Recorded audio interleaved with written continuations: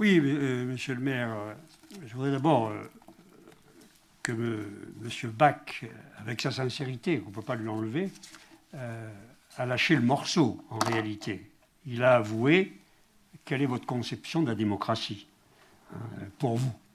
Pour vous, c'est ceux qui sont d'accord avec vous, on discute. Donc l'opposition, on ne discute pas, mais je dirais que l'opposition, ça n'a pas tellement d'importance. C'est les Grenoblois qu'elle représente. Mais les Grenoblois eux-mêmes, vous ne discutez pas avec eux s'ils ne sont pas d'accord avec vous.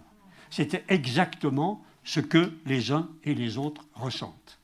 Quant aux élections, monsieur le maire, puisque vous classez la droite, vous êtes un spécialiste pour classer l'adversaire et savoir, je comprends que vous préfériez les opposants précédents. Ça, là-dessus, je me mets à votre place et il n'y a pas de débat là-dessus.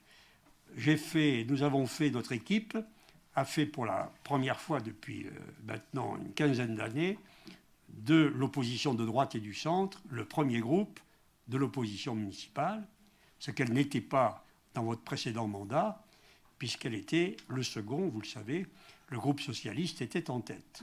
Ensuite, vous-même, vous n'avez pas progressé, vous avez régressé de 3500 voix entre 2014 et 2020. Vous avez été élu avec près de 20 000 voix en 2014 et vous avez été élu au deuxième tour avec 16 500 voix en 2020.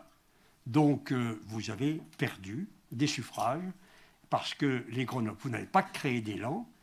L'abstentionnisme dont nous avons tous été victimes, y compris bien sûr les listes différentes de la vôtre, vous en avez été la première victime parce que vous n'avez pas mobilisé les Grenoblois, vous n'avez pas su les mobiliser sur votre projet de premier mandat.